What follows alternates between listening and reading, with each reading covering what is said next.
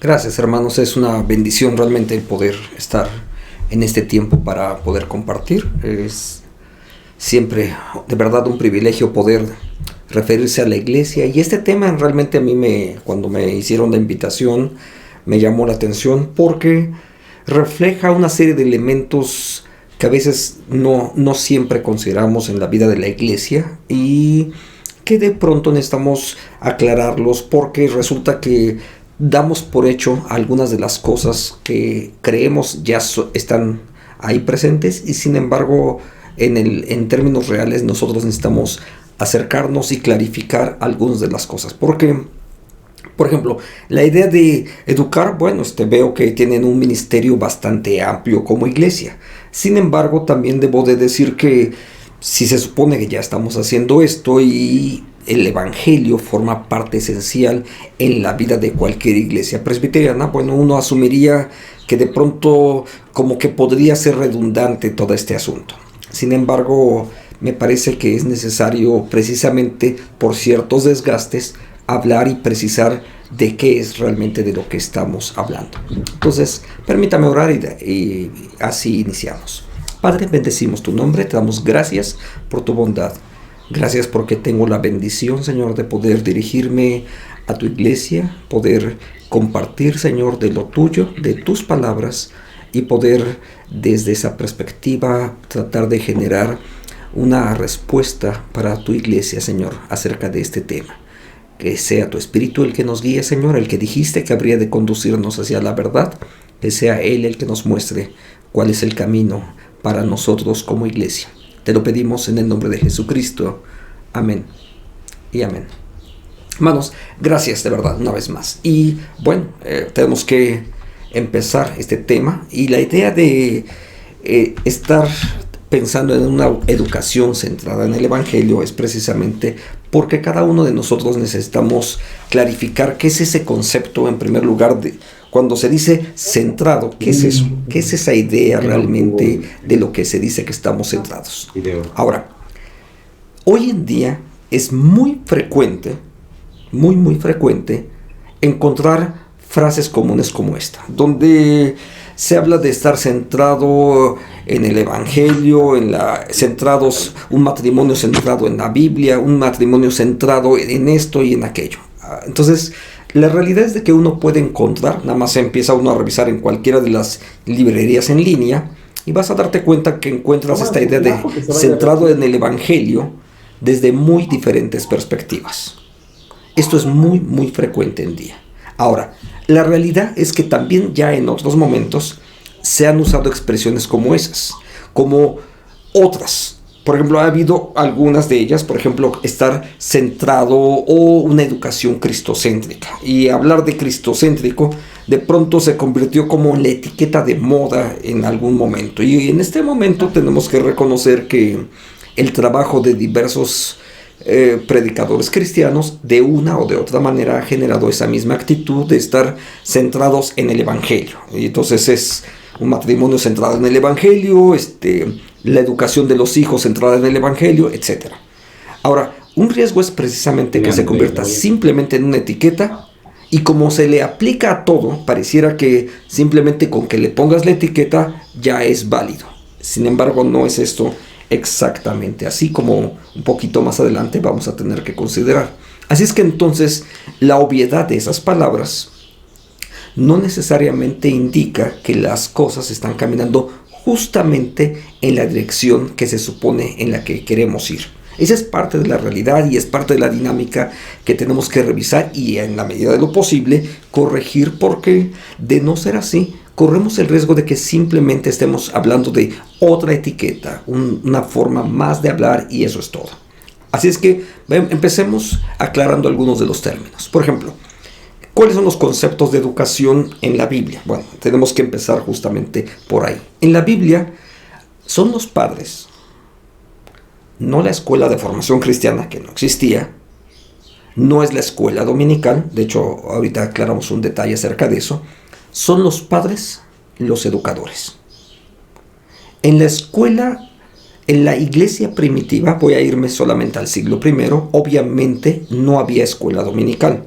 Y a mediados, entre finales del siglo XVIII, en el siglo XIX, cuando surge el concepto de escuela dominical, el concepto per se simplemente era para diferenciar de las escuelas del diario y de la escuela dominical. Y realmente en el momento en el que se edificó este concepto era educación de carácter de alfabetización. Era simplemente la educación que se daba a los niños de los mineros en Inglaterra, que no tenían oportunidad de ir a una escuela todos los días, y entonces había programas de la iglesia para ayudar a esos niños, y se hacía a través de un programa de escuela dominical. Así es que inicialmente el concepto de escuela dominical tampoco tenía ese énfasis para hablar acerca del evangelio y de la Biblia a los niños. Entonces, si regresamos al terreno bíblico, simplemente son los padres los que deberían de ser los educadores. Vea este texto. Es un texto muy conocido, pero también quise tomarlo en particular, Deuteronomio capítulo 6, porque forma parte de una experiencia importantísima en la vida de los judíos, en la vida del Antiguo Testamento, y es la Shema. Es esa oración que todos los días, constantemente, van a estar leyendo los padres hacia los hijos. Observen el texto.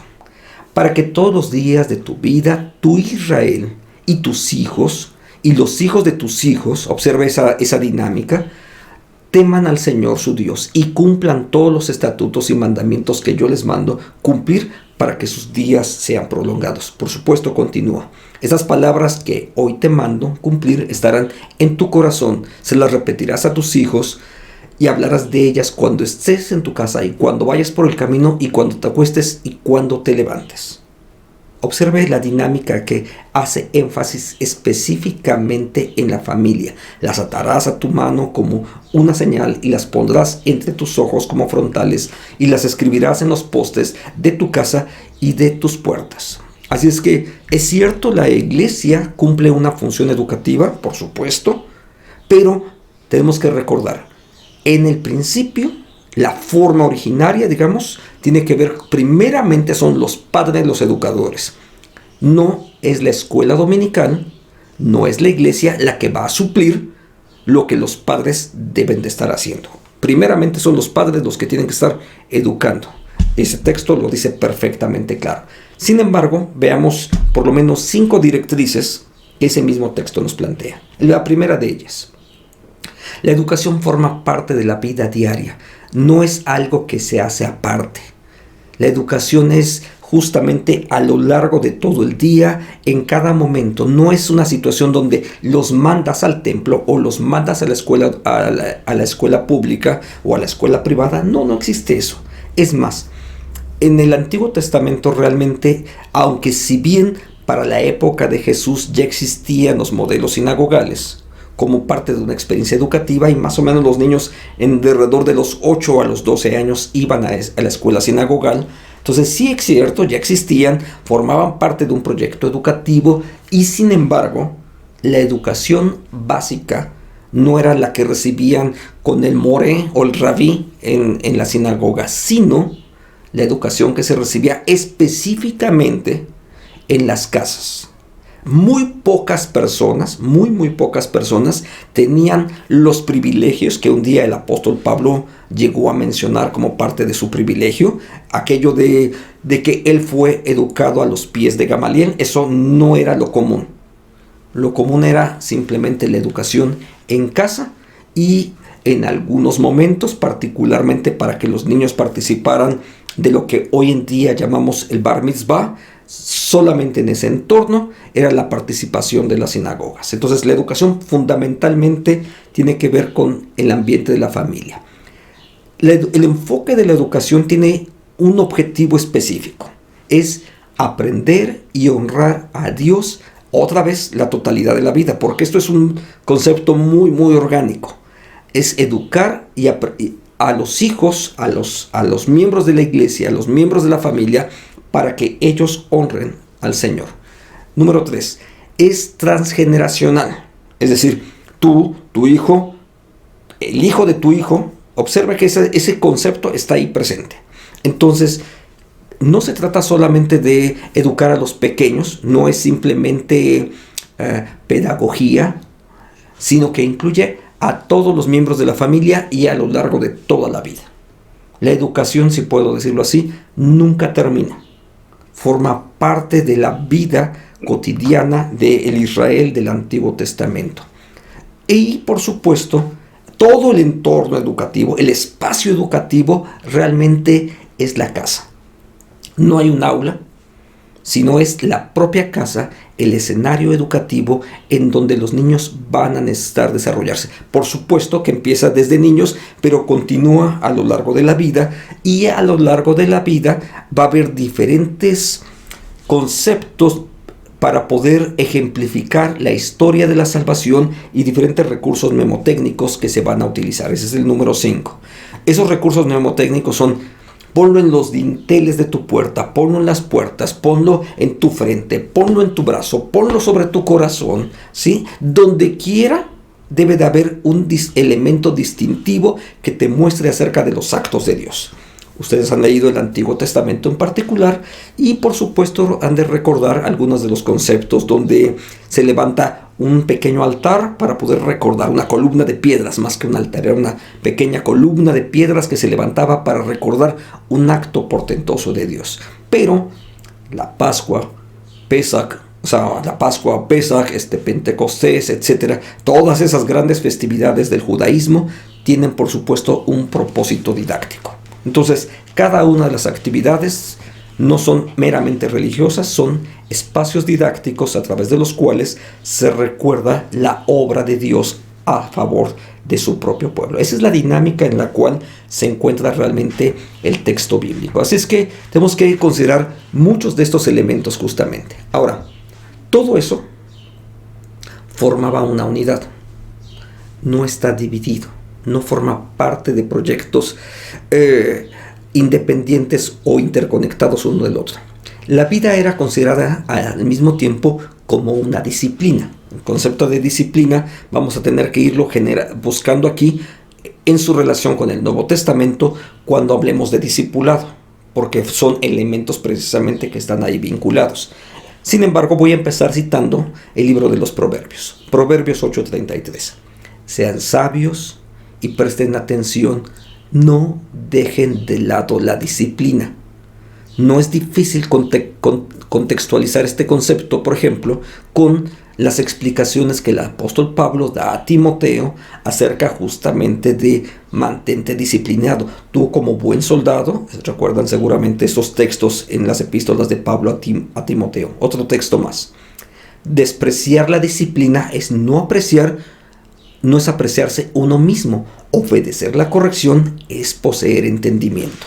Entonces se dan cuenta que las ideas de educación, conocimiento, etcétera, están asociadas justamente con la disciplina, porque eso tiene que ver con justamente la idea del discipulado que debemos de considerar más adelante. Entonces, esos dos conceptos siempre están ahí presentes. Quiero que recuerden un concepto básico en un estudio del Antiguo Testamento. La palabra Torah o HaTorah, para referirse a los primeros libros de la Biblia, seguramente ya han escuchado por ahí en algún momento que, aunque lo traducimos como ley, es normalmente la forma de cómo decimos los libros de la ley, es una mala traducción.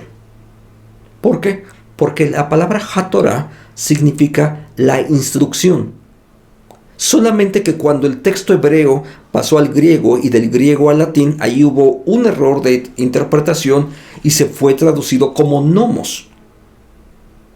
Es la instrucción del Señor. Claro que la idea de ponerle nomos, ley, obviamente que tenía una razón de ser, porque están hablando de que si es la ley del Señor, no es simplemente para ver si alguien la quiere obedecer, sino que tiene carácter, alguien diría cuasi obligatorio. Así es que en ese sentido es como alguien lo tradujo finalmente. De hecho fue San Jerónimo quien lo tradujo como nomos, y a partir de ese concepto después lo dejamos como ley. Pero no es una ley, sino es el consejo que el Señor te da. Es en ese sentido la instrucción HaTorah que Dios te da para que te vaya bien en la tierra a la cual vas a pasar a poseer. Esa es la dinámica desde la cual está siendo dicho el texto. Ahora, se trata con todo esto, mencionaba este concepto de una unidad y de un trabajo mucho más orgánico, de una fe que está centrada, donde la fe antiguo testamentaria, y de ahí por supuesto la del Nuevo Testamento, pero tiene como base el antiguo, justamente es la fe en el centro de todas las cosas. Podríamos haber dicho también acerca de Dios, pero voy a usar el concepto de fe. Y todo el quehacer humano, llámese el tiempo de descanso, la profesión, la educación, el dinero, los eventos dolorosos, la personalidad del individuo, etcétera, el matrimonio y la familia, todo gira en derredor de la fe. Lo que da coherencia, dirección, es justamente la fe. Se pueden asociar ahí un concepto específico, tiene que ver también con el corazón. Usando diferentes conceptos dentro del Antiguo Testamento, esos están ahí presentes. La fe está centrada ahí. Ahora, ¿cuál es parte de la tragedia contemporánea? Bueno, mientras que a esto le podemos denominar como una fe centrada, déjeme regresarme un poco a la lámina, mientras hablamos de esa fe centrada, en realidad la dinámica contemporánea es otra. Y ahí es donde empezamos con dificultades. Realmente la dinámica actual es de una fe que se encuentra segmentada. Y cuando hablo de una fe segmentada, me refiero particularmente a una cosa como esta, donde la fe, en lugar de estar en el centro y ejercer ese papel rector en todas las funciones de la vida, en lugar de ello es colocada a un lado y, si puedo decirlo así, entra ahora en competencia, porque tiene que haber un espacio para la educación y otro espacio para la fe y otro espacio para las posesiones, y entonces empieza a ser colocada de un lado. Si puedo decirlo así, en lugar de estar en el centro, adquiere un carácter periférico, y no solamente periférico, sino que poco a poco incluso empieza a irse cada vez más y más y más lejos, hasta que incluso puede quedar fuera del ámbito de la experiencia de la persona. Entonces, simplemente, ¿qué porcentaje le dedicas? A veces para muchos de nosotros la experiencia de la educación cristiana se reduce a 1 hora y cachito, hora y media tal vez, cuando voy los domingos, y eso si el domingo me dio tiempo, o si me dio tiempo tal vez en la experiencia digital contemporánea de conectarme a tiempo. Entonces, si esa es la dinámica, por supuesto que realmente no va a ser fácil un crecimiento adecuado para los creyentes. Entonces tenemos que seguir ubicando esos dos conceptos. Hay una unidad orgánica que realmente existe en la manera de cómo se hacen las cosas desde la perspectiva de la Biblia. Esa unidad orgánica, permítame ubicarla a través de 4 elementos que quiero que consideremos. El primero, esa unidad orgánica implica creyentes santos, porque justamente la idea de santidad es justamente la idea del perfeccionamiento, como diría la Confesión de Fe de Westminster, ¿no? Esta idea del perfeccionamiento, donde hay una obra de Cristo, más adelante voy a tocar ese mismo tema, donde la obra de Cristo ya nos coloca en un espacio donde ya somos salvos, pero de ahí en adelante Dios va a seguir trabajando en nuestras vidas y llevándonos a una dinámica totalmente diferente. ¿Por qué? Porque el concepto es ser santos como Él es santo, y eso implica justamente la idea de que las perfecciones de Cristo formen ahora parte de nuestra propia identidad. Entonces tiene que ver justamente con eso. Ahora, la fe antigua y testamentaria y en el Nuevo Testamento, en ambos textos, realmente es una fe eminentemente práctica. No es teórica, no tiene tanto que ver con el saber, sino con el ser. En muchas de las ocasiones pensamos que la educación tiene que ver con que tengas una buena colección de datos, mucha información, y que la pudieses repetir. Bueno, eso no es la educación en el Antiguo Testamento. La educación y la sabiduría en el Antiguo Testamento tienen que ver con alguien que es capaz de poner en práctica todas las cosas. Entonces, por supuesto que es además eminentemente teocéntrica. Normalmente no usamos mucho la idea de lo teocéntrico, pero déjeme usar un ejemplo para poder ejemplificar esta idea. Es un ejemplo clásico. ¿Se acuerdan de la historia de Zaqueo? ¿Sí? ¿La han escuchado? Hasta hay un cantito que dice: Zaqueo era pequeñito, pequeñito era él, ¿no? ¿La historia realmente habla de Zaqueo? ¿Es el personaje principal? ¿Nos interesa su altura? No. Eso es meramente circunstancial. Ese es el escenario donde se desarrolla, porque el personaje de la historia no es Zaqueo. El personaje de la historia es lo que Cristo hizo. Gracias. Justamente eso. El personaje de la historia es Cristo. Y si vamos a ver la historia de Nicodemo, es el cómo Cristo trabaja con Nicodemo, de cómo el Cristo trabaja con la mujer de Samaria, etc. Entonces, es muy fácil a veces quedarnos con el personaje secundario, si me permiten ponerlo en un trabajo de narración. No quiero que suene peyorativo, pero él es el patiño. Zaqueo es el patiño para que le da pie a la obra de Cristo, si puedo decirlo así. El personaje principal, por supuesto que es Cristo, no es la samaritana. El personaje principal no es aquel ciego que estaba junto al pozo. El personaje es Cristo, el que está actuando a lo largo del Evangelio. Entonces, toda nuestra educación tiene que ser teocéntrica. Si nos vamos a una historia como la de David y el niño solamente aprendió que David era pastorcito, que tocaba la lira y que mató a un gigante, bueno, el personaje no es David, sino lo que Dios hizo a través de David. Tenemos que ubicar ese concepto de educación teocéntrica y darle mayor peso. Ahora, también este concepto bíblico, este concepto de educación en la Biblia, plantea tres asuntos que son de enorme relevancia: identidad, misión y destino. ¿Quién soy yo? ¿Quién soy yo en relación con Dios? ¿Quién soy yo en relación con mi prójimo? Y lo que describe esa relación es lo que la Biblia dice, no lo que yo estoy pensando. Describe también cuál es la misión que yo tengo en este mundo, porque cada uno de nosotros, cada creyente en Jesucristo, cada uno de sus discípulos tiene una misión a desarrollar en este mundo. Y por supuesto, eso también implica el destino al cual cada uno de nosotros estamos caminando. Entonces, la dinámica de la educación tiene que ver justamente con todos esos elementos. Ahora, los métodos educativos que se utilizaban en aquella época. Bueno, quise tomar el Salmo 78 porque ahí está de alguna manera resumido. Observen mi texto. Dice: pueblo mío, escucha mis enseñanzas. Si puedo traducir los mashal o las declaraciones, inclina tu oído a las palabras de mi boca. Abriré mi boca y diré proverbios. Aquí tenemos dos tipos de enseñanzas, ¿sí?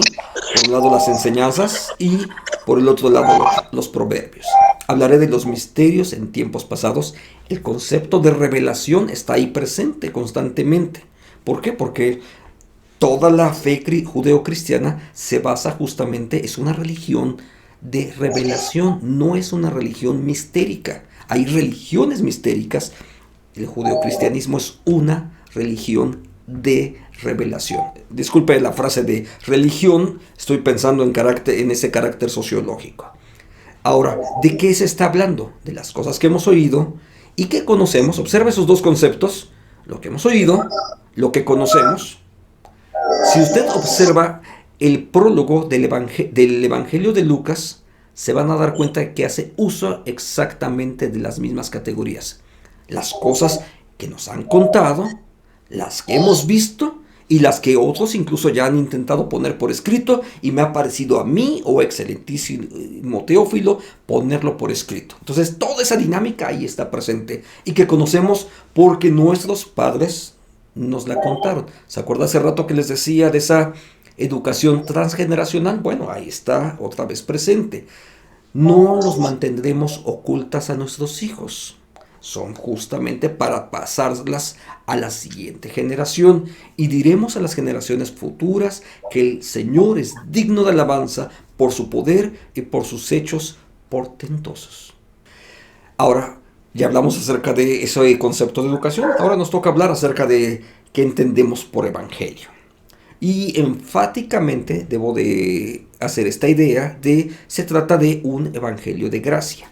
Nos referimos entonces a la obra que Cristo ya ha realizado a favor de nosotros. Ese es el evangelio. Cuando hablamos del evangelio no estamos limitando de ninguna manera a Mateo, Marcos, Lucas y Juan, sino estamos hablando de la obra que Cristo ya hizo a favor nuestro. Y eso de la obra que Él ya realizó sobre nosotros, eso tiene que ver con salvación posicional. Ahorita vamos a hablar después de salvación progresiva, pero la salvación posicional es lo que ya Dios hizo a favor nuestro.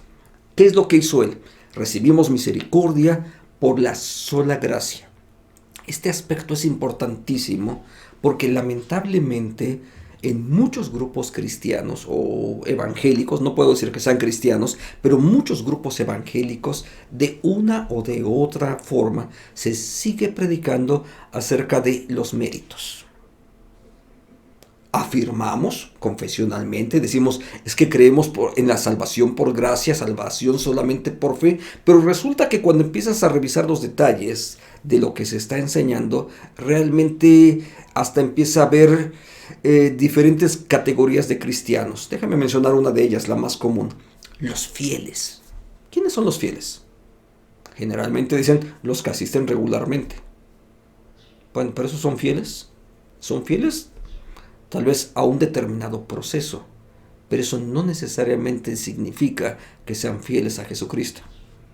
Hay gente que asiste a los templos por muy diversas causas, no necesariamente porque estén caminando con Cristo. Y ahora, más específicamente, tenemos que ver además cuánto tiempo no solamente tienen en el Evangelio, sino lo importante es cuánto están creciendo en el Evangelio y de qué forma están ellos siendo transformados y siendo útiles para bendición de otros. De hecho, sea de paso, si usted conoce cristianos que tienen más de 10 años en el Evangelio y no están sirviendo, es probable que no sean cristianos ni siquiera.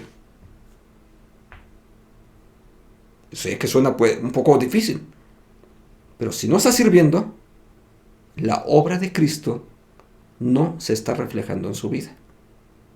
Así es que suena un poco difícil, pero así es este asunto. Ahora, el Evangelio es entonces ese anuncio de la obra ya consumada. Hace rato decía, eso es salvación posicional, porque Él demanda de nuestra vida todo aquello, nuestro hermano Loya precisamente lo mencionaba, justamente Él demanda todo aquello que Él ya dio. No nos pide lo que no nos ha dado. Piense solamente en esto. Para que nosotros vivamos la fe cristiana, primero nos llamó, nos santificó, nos salvó, ¿sí? Nos proveyó del Espíritu, nos dio de su palabra, etc. Y ha puesto nuestra vida en medio de una comunidad de fe para que podamos crecer. Nos dotó de su Espíritu, por supuesto, y nos ha dado muchas oportunidades para que nosotros testifiquemos y sirvamos. Efesios 2, del 8 al 10. Ya lo dije. Entonces Dios ya lo hizo. Pongámoslo simplemente en un criterio mucho más concreto. ¿De dónde ofrendamos? De lo que Dios proveyó. No ofrendamos de otro lado, sino de lo que ya Dios proveyó. De ahí es de donde ofrendamos. ¿Va? Simplemente entonces todo lo que hacemos tiene que ver con la obra que ya Cristo Jesús ya hizo a favor de cada uno de nosotros. Ahora, ¿qué es la obra de Jesús? Él intercambia su lugar con el de nosotros, como pecadores, como rebeldes, para de esa forma ser salvados. Eso tiene que ver entonces con el Evangelio de la gracia. Y eso implica también que nosotros hemos de morir a nuestra carrera por los méritos para obtener un posicionamiento, una forma de ubicarnos frente a Dios o frente al Señor, y tenemos que morir. Eso el apóstol Pablo lo explicó de muchas formas distintas, para resucitar entonces por la obra de Cristo. No nos resucitamos, sino incluso somos resucitados. No nos salvamos, es Él el que nos salva. Déjeme incluso ir un poquito más allá. No lo recibimos, Él nos recibe a nosotros. Él es el que nos recibió como hijos. No somos nosotros los que lo recibimos. A veces hasta en esos énfasis tenemos que cuidar realmente qué es lo que la Biblia realmente está enseñando. Ahora, con todo esto tenemos que seguir construyendo y trabajar en una cosmovisión centrada, por supuesto, en el Evangelio. Y eso significa, por lo menos, estos dos elementos. Ver toda la vida a la luz del Evangelio. Por eso aquel elemento de un círculo con la fe, con el concepto de la fe en el centro, ese es el correcto, el concepto más adecuado. Y se trata después también de crecimiento centrado en el Evangelio. Les decía, estos dos elementos van a ser centrales. El primero de ellos estos dos conceptos nos llevan a dos directrices educativas. La primera de ellas, crecimiento solo por gracia. El crecimiento no es lo que nosotros producimos, no es cuántos cursos tomas, no es cuántos talleres estás presente o a cuántas personas les has dado clases. El crecimiento es la forma en cómo la gracia de Dios me está transformando a mí. Eso es crecimiento. Si la gracia de Dios no me está transformando a mí, aunque tenga un doctorado en teología, sirve absolutamente para nada. 2. Y el Evangelio es para todos. Y déjame agregarle algo más. Y para todo. Porque el Evangelio no solamente es para los no creyentes. A veces de pronto les queremos recetar el Evangelio a los que vienen llegando a la iglesia. No, el Evangelio es absolutamente para todos. Lo necesitamos nosotros, los predicadores. Cada maestro de escuela dominical necesita vivir el Evangelio porque el Evangelio es la obra de Cristo Jesús en nuestras propias vidas. Entonces, ahora sí, vamos al concepto de una educación centrada en el Evangelio. Y ahí vamos a considerar de forma muy breve 3 elementos. Primero tenemos que diferenciar, va a ser muy de pasada, el concepto de evangelización, porque vamos a centrarnos mucho más, por supuesto, en la segunda parte que tiene que ver con el discipulado. Si estamos hablando de educación, ¿se acuerda que hace rato hablaba yo de disciplina? Eso tiene que ver, por supuesto, ahora con discipulado. Y por último, tenemos que enfatizar también esta última, que realmente forma parte del discipulado. La puse solamente aparte de forma didáctica, formación ministerial. Entonces, sobre estos 3 ejes vamos a estar trabajando. Insisto, el primero de ellos apenas si lo tocaré porque realmente corresponde a otra parte del ministerio. Sin embargo, necesita estar ahí. Porque la evangelización es la primera fase del discipulado. Simple y llanamente tenemos que ubicarlo como eso.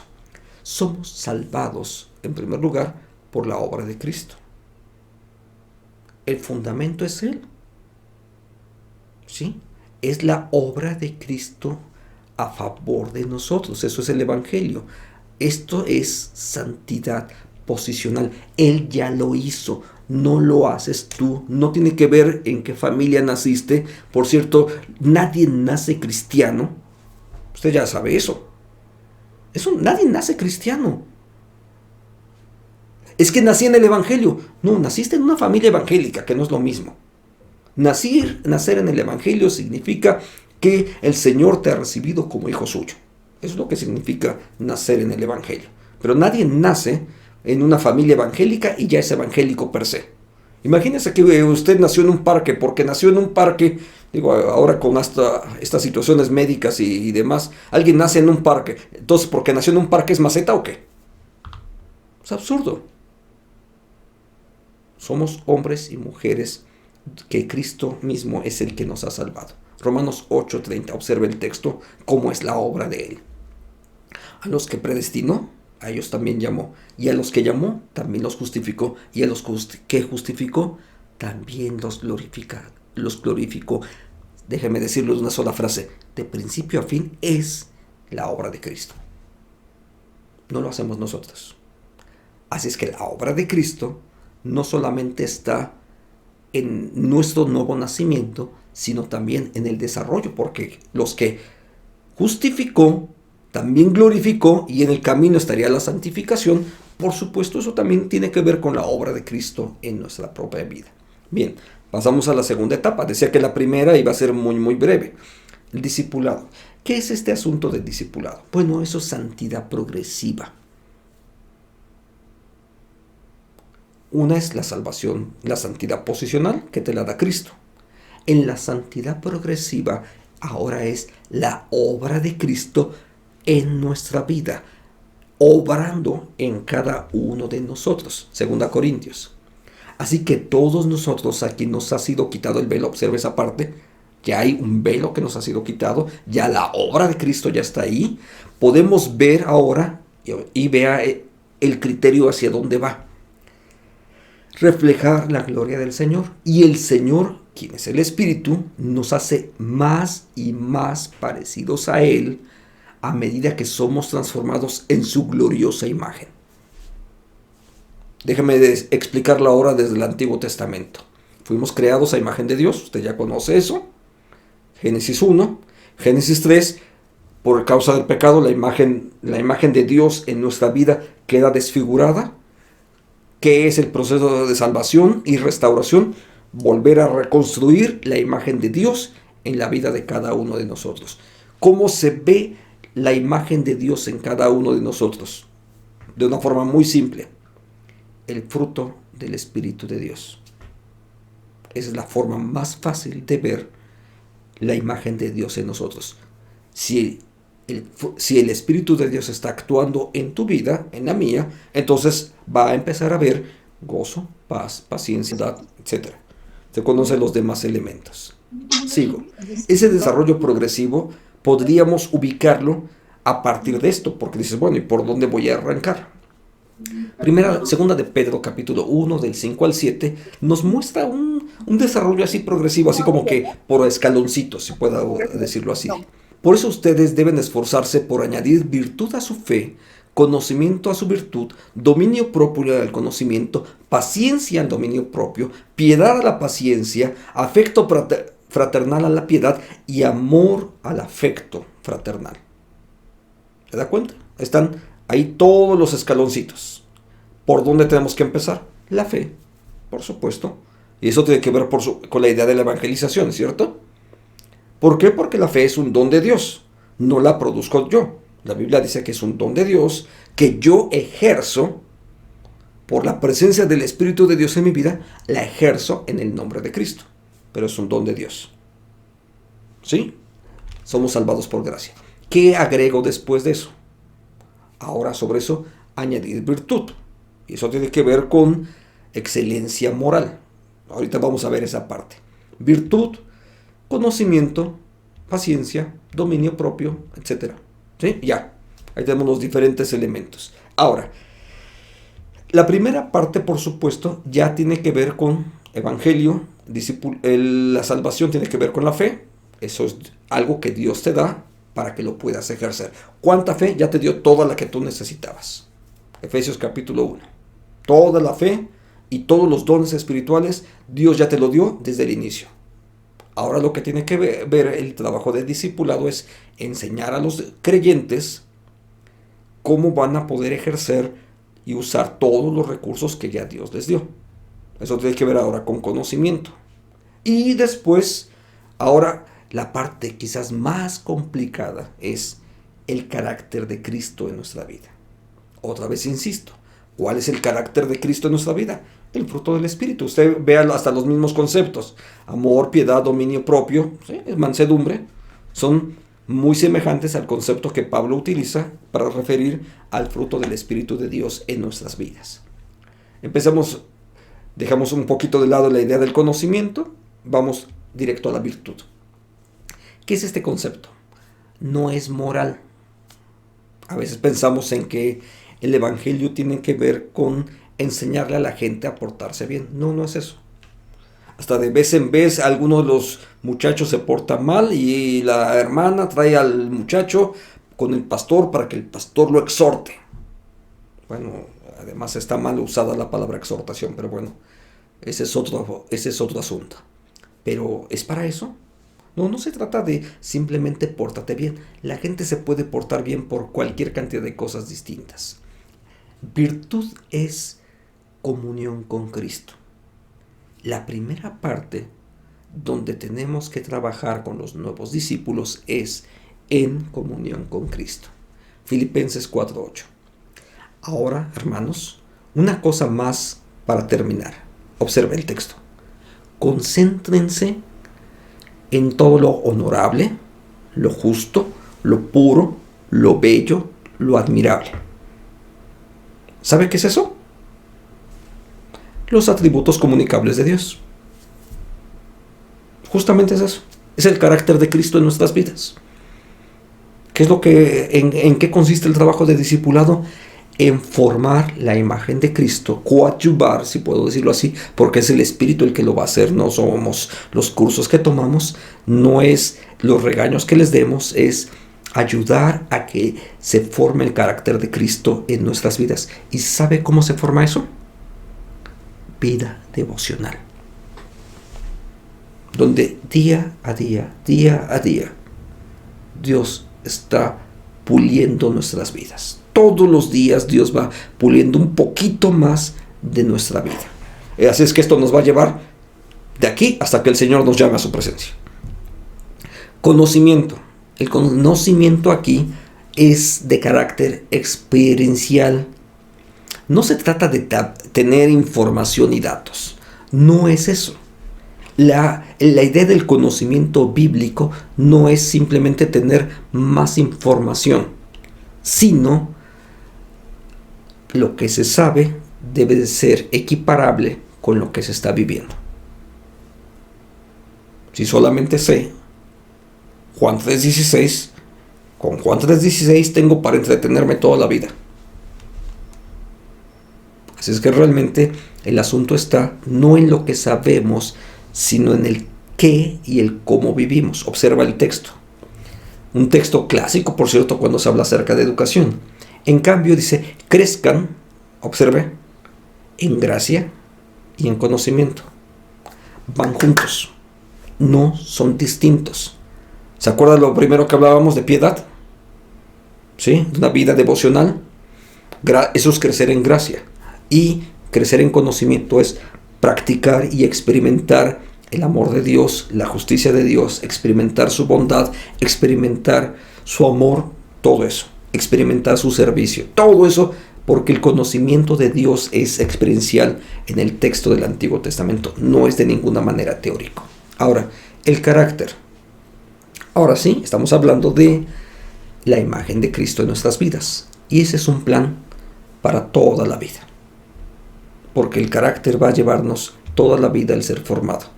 Es la manifestación del fruto del Espíritu de Dios en la vida de cada discípulo. Observe que yo ya estoy cambiando la idea de creyente por discípulo. Creyentes al inicio, sí, está bien, pero Dios no nos llamó a formar creyentes. ¿Se acuerda la gran comisión? Dice, vayan y hagan discípulos. Entonces, el objetivo es que seamos discípulos. ¿Y qué es lo que hace un discípulo? Lo mismo que hace su maestra. Entonces, no estamos hablando de formar creyentes, porque eso solamente lo puede hacer Dios. Él es el que hace creyentes. Nosotros fuimos llamados a hacer discípulos. Y por último, necesito hablar acerca de la formación ministerial. Esta transcurre no aparte, sino junto con la formación del carácter. ¿Por qué?